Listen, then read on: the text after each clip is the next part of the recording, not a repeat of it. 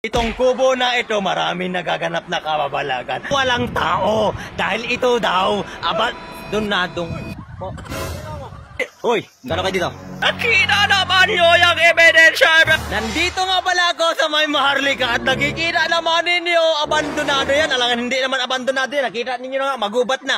Napansin ko na walang katao-tao dito. Nakita naman ninyo bukas na bukas yan. Sabi naman dito, ayan, welcome now open. Kaya nagpasok-pasok na ako dito kahit kalawangin na yung mga pinto. Dito nga sa pagpasok ko, nagatingin-tingin naman ako, walang tao. Dahil ito daw abandonadong po. Nag-vlog po.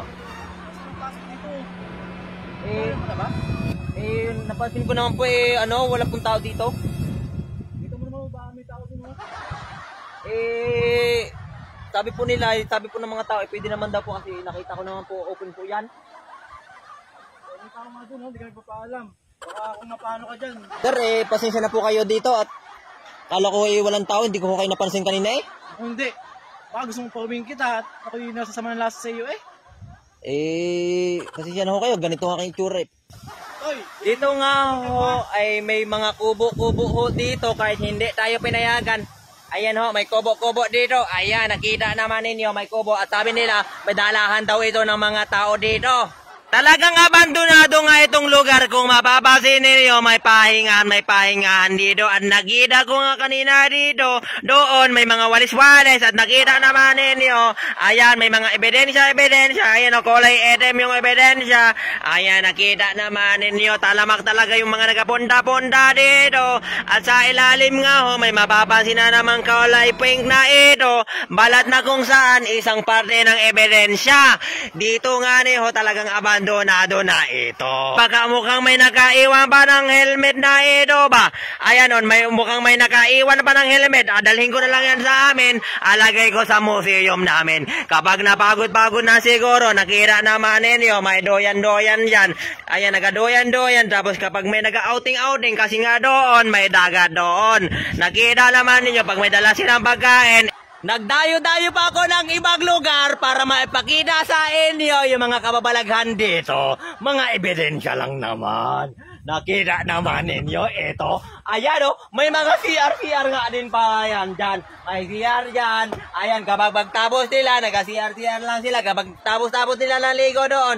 At mga kababalaghan, mag-CR lang sila dito. At dito nga, meron din sila mga kubo-kubo na yan. Nakita naman ninyo. Ngayon, itong kubo na ito, maraming nagaganap na kababalagan. Pasukin na natin. Pagpasok mo nga ng kubo-kubo ng ganyan, may lamisa dyan, may higaan dyan. Nakita naman ninyo yan.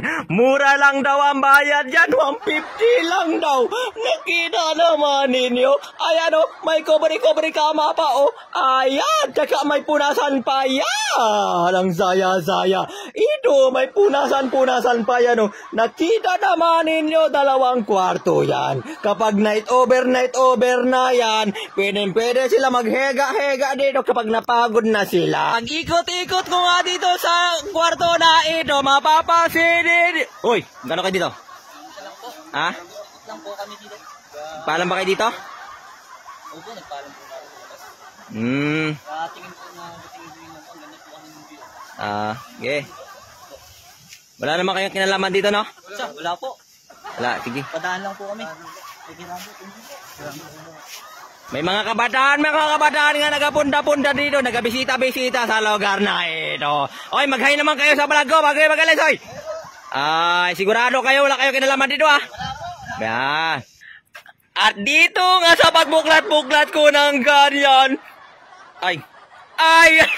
nakita naman ninyo yung ebidensya naman na yan sa loob ng bahay na maliit na ito sa may resort. At dito nga makuha tayo ng kahoy at asundutin natin ba? Nakita naman nyo yung ebidensya na yan.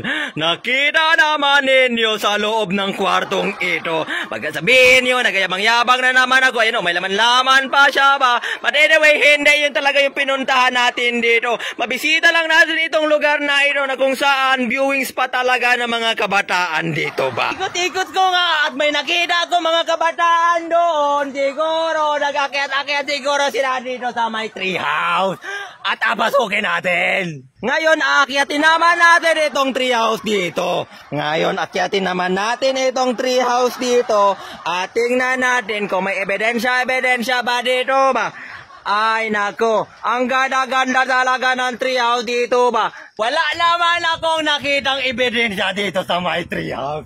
Ang good boy naman nila dito ba.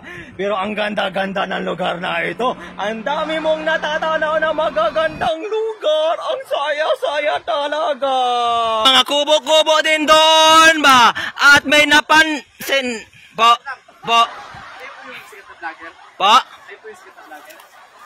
Hindi pa naman po ako sikat, sir. Bakit po? Picture sana ako. Pa-picture po kayo? Alin po nga gamitin na cellphone? Yung cellphone niyo sana. Cellphone ko po. Okay lang po. Siguro pagtapos ko na lang, sir, no? Piling sama na rin sa vlog niyo. Po? Piling sama mo rin ako sa vlog niyo. Sa vlog niyo po? Hindi ko po masisigurado. Sir, sino po ba kayo dito? Ay, bisita lang din ako dito. Ay, bisita lang po pala kayo. Kayo talaga, sir. Kung sitahin niyo ako doon, grabe naman po kayo. Pasensya na, sir. Akala ko kung sino eh. Ah? Akala ko kung sino eh. Dadala sana ako, kaso dito kasi. Ay, siya na kayo, sir. Okay lang naman po. Okay lang po, sir. Okay lang, sir. Oh, mabait naman po tayo. At ngayon, meron na tayong kasama. Akala ko, pagalitan ako. Kasamahan din pala natin yon. Magiging mabait din pala sa atin yon. Ang saya-saya. Apir mo na. Ang saya-saya talaga. Pansin naman ninyo, tabing dagat ito at may malalaking bato diyan. At nakita naman ninyo, may kubo daw dito. At ngayon, ito daw merong lamesa at higaan dito. At mapapansin ninyo, empty yan. At sa ayon sa aking pananaliksik, sobrang clear niya. Sobrang linaw nga lang na mata ko, napansin ko may ebidensya ditong nakatagilid. Ayan, isang balat na kung saan isasama na naman natin ito. Talaga namang nakaka-relax sa lugar na ito. Sir, Kasi, sir, ano yung kasama ako sa vlog dyan? Apo, kasama na po kayo dito, sir. Ano yan? Kailan ma-upload yan, sir? Baka po mga mamaya, sir. Sige. Dito nga pwede magpahinga-pahinga. Actually, kasamahan ko talaga ito. Hindi ako nagaloko-loko sa inyo. Kasamahan ko talaga ito. Para mapasaya lang kayo ba? Bye! Woo!